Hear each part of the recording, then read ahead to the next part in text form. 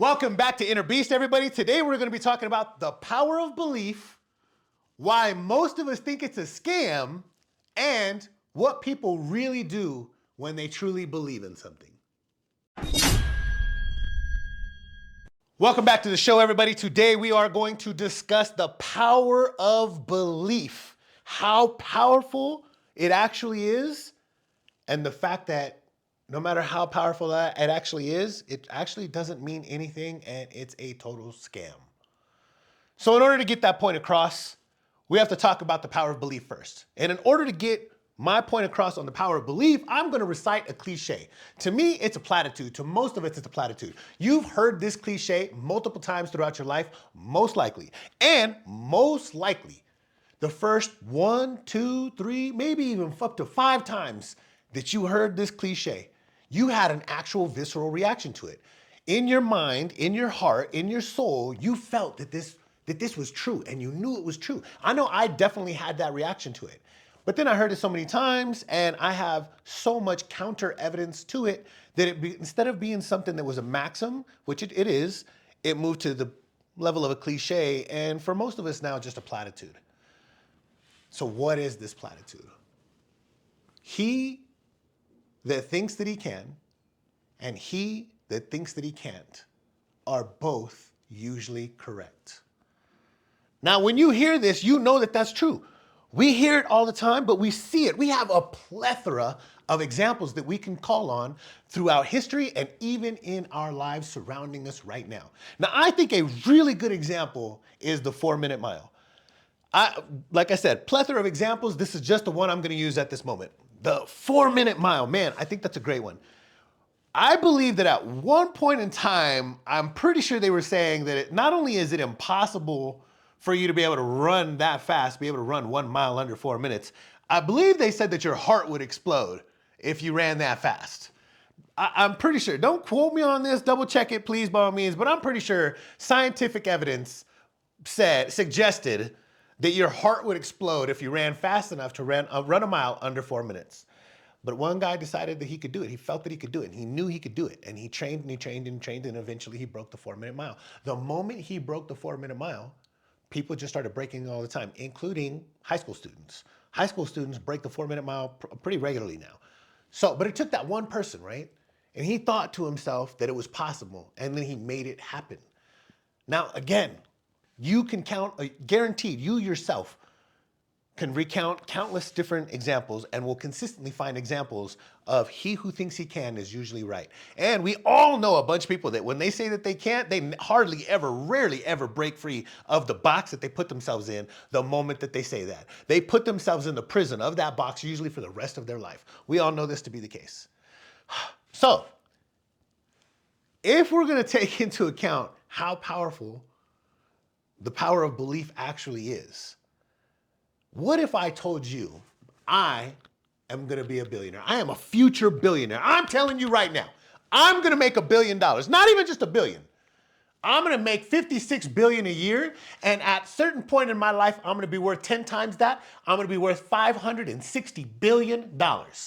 I'm going to do that. What is your initial reaction to me saying like that, to me saying it? Not even just me, to anybody. If somebody in your life that you knew said that to you, what is your initial reaction? You're rolling your eyes. Maybe on the inside, but you're still rolling your eyes. Yeah, right, whatever, heard that before, all these things. You're not gonna ascribe to it, well, he believes it, so he's gonna make it happen. That's not what's gonna go through your mind. And the reason is because we have so much counter evidence of people saying that they're gonna do something and believing in it, supposedly, to the highest degree, and it not happening. This is why it doesn't matter what kind of belief system people espouse, we automatically, as a general rule, put it in a category of, yeah, right. Pretty simple to do. So unless someone believes the same belief system that you are espousing, then they will usually just push it off to the side and be like, okay, whatever. And this also applies to people that are, embracing new spiritual and or religious beliefs. Like it even goes that route, especially if you've gone that route in your past and have moved on from it or whatever, or you have seen a bunch of other people that have gone down that route and didn't stick to it or didn't live up to it. And so you're kind of like, yeah, right. So if you hear me say that I am a future billionaire, I'm going to eventually I'm going to sell my first project for $4.6 billion. Eventually, after selling that first project for $4.6 billion, I'm going to start making $56 billion a year. And at a certain point, before I die, I will be worth more than $560 billion. Now that's a pretty clear step-by-step process, but it still doesn't sound believable. And it doesn't matter how much conviction I convey it to you with, it's very difficult for you to believe that I'm going to make that happen. And the reason is because the power of belief is a scam, and we know it's a scam. Because none of us give one damn what you believe. Not one of us do. We don't care what you believe. We care what you're committed to. So if we take that concept, right, and we can quickly add it to or ascribe it to the people with religious beliefs, suddenly developing religious beliefs or spiritual beliefs. And they're not consistently living in this mode that they're talking about, we automatically know that they're not going to live up to that, right? We can easily see that they're not going to do it. They may do it super strong for a short period of time, and then they start sliding right back into their normal habits. I'm not going to do this anymore. I'm not going to do that anymore. I'm going to stop doing this. I'm going to get rid of this. And then slowly but surely, they start getting a little bit of it back, a little bit of it back, a little bit back. And then we just know that they're not really committed to that decision, that belief. So it doesn't matter what they believe. It doesn't matter what they believe in. We don't care because we know that the power of belief by itself means absolutely nothing. Now, let's say you know me a little bit more. Let's say you actually know me as a person and you see what I do on a day-to-day basis. And you see that I don't party, I don't drink, I don't smoke, I don't do drugs, I don't go out, I'm not womanizing. There's so many things that are the aspects of life. I don't play video games. I don't watch television. I don't do any of those things. Unless something directly has an effect or an impact on my ability to make my dreams come true, I do not engage in it as a general rule, right? And you see that. And you see that I'm doing it consistently over time. Not only that, you see that I am studying finance. I'm getting my financial intelligence up, and I study finances every day for at least 1 hour. I'm also using skill and talent acquisition on a daily basis to make myself better at the thing that I'm trying to put together. Not only that, you are witnessing me create, let's say, either an intellectual property or a software. Something that we know has the ability to generate hundreds of millions to billions of dollars pretty easily if they're executed well. So you watch me put these things together over the next couple of years. Now, after a couple of weeks, when it doesn't fade, if I get more committed as the weeks go on, you start to believe like, oh, this guy's kind of a little bit serious. If I stay in that level of commitment and I stay on top of what I'm supposed to be doing and what I say I'm going to be doing for over a year, you're like, oh man, this guy's getting kind of serious. And then 2 years goes by and I'm still involved in it. Now, you start to believe that like, okay, well, this guy is definitely serious. And you'll ascribe to him, no, he believes that he's going to do this. That belief, you start believing in my belief in what I'm trying to do. Now let's say I finish the IP. I finish the software. Now, or it's in its final stages. We're getting close. The point is you can see, I can see, everybody else that knows about it can easily see that this IP or this software is viable. It is actually a good product, and we know it's a good product. We can see that it is a viable and good product. Not only that, at this point in time, I've proved to you that I'm going to consistently make it better over time. I'm not going to slow down. I'm not going to stop. So what I have now is just, quote unquote, the beta. And I'm going to even consistently make this better over time. Now you're starting to be like, okay, well, wait, this guy's probably going to be successful. I believe he's going to be successful. Still very difficult, right? To assign $1 billion status to this. But you're starting to believe, no, this guy's definitely serious because he's committed to it. He's putting everything together to make sure that he's getting the things done that he said he's going to do. I believe that he's going to be successful.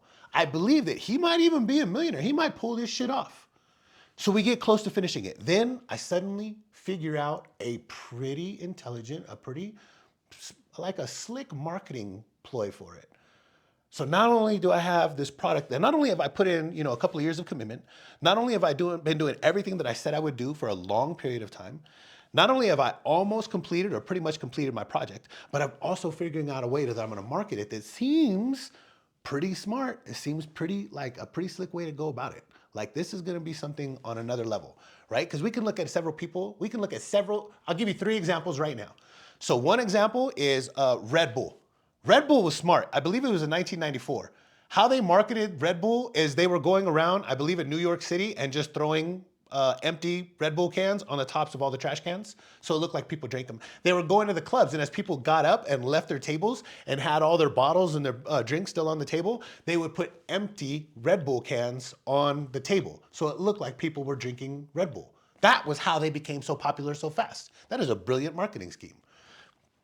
50 Cent, the way they say about 50 Cent is there's mixtapes before 50 and mixtapes after 50. The things that he did with mixtapes, including taking his Columbia record that never got released, never got dropped, and making sure that he put a barcode, he was like taping barcodes on the back, so that the bootleggers actually thought they were truly bootlegging a real CD. So what he did with mixtapes was on another level, and it's what got him to where he is now. So the starting, got him into the starting blocks. And then Andrew Tate. The reason we all know who Andrew Tate is actually is not because Andrew Tate, it's because their cousin Luke. But the point is they figured out a way to utilize a system that was already in place in a new and novel way. And they had a good product to go with it, which is the oratory skills dramatizing skills as well of Andrew Tate. The point is, let's say I have this product. I've been working on it for years. I've only gotten more committed. Now I have the product. Now I have a unique marketing scheme that seems to work.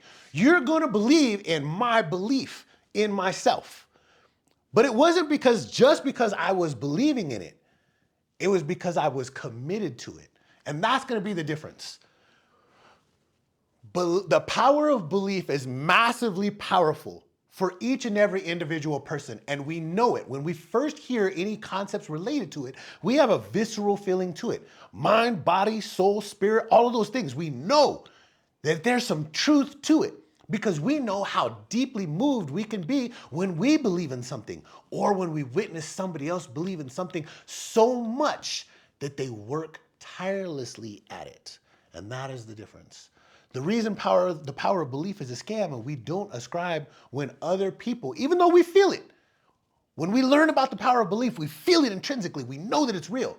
But when we see other people saying that they're going to do it, we automatically put them in the yeah, right category because we have so much counter evidence that it doesn't matter how much you believe in something, that is never going to make it happen. You don't just believe it and it manifests on its own. You believe in it so fervently, so hard, that you will work tirelessly to make it happen. That is why the power of belief is a scam. It is both real and a scam. No one cares how much you believe in something because it doesn't matter how hard you believe in it. It matters how dedicated you become to that belief. You can feel that belief deep down inside, but you have to be so committed to that belief that you will do anything and everything in perpetuity to make that belief a reality. And that's what matters, and that's what people respect. It's not belief. It's commitment that people understand and respect. If you have a belief in something, I have a belief in something. Everything that I just told you, I didn't make it up. This is all stuff that I've been working on for years. All those numbers weren't random. I chose those numbers years ago. I have something right here. I call it the Billionaire's Handbook. And I wrote this thing all by myself, and I wrote it years ago. But I have consistently worked towards making these things happen. So the people who know me, they believe in me and they believe in my belief in myself. Not because I consistently espouse my beliefs, because I don't normally talk about the numbers. I rarely even talk about those numbers often. I will if it's pertinent to the conversation that I'm having. But what they see consistently is my commitment to making everything in here happen. The power of belief is powerful, but no one gives a damn about what you believe, including you. Belief is not enough, and it's not strong enough. It is your commitment to that belief and the amount of work It will be a Herculean effort to bring whatever beliefs you have into reality so that other people can feel them and make them tangible for the rest of the world as well. A Herculean effort. That is what it's going to take. Don't worry about what you believe. Don't listen to what other people believe. Find out what your belief is, make a deep, deep commitment to making it happen, and work tirelessly in order to bring it into reality. And you can have anything that you believe in.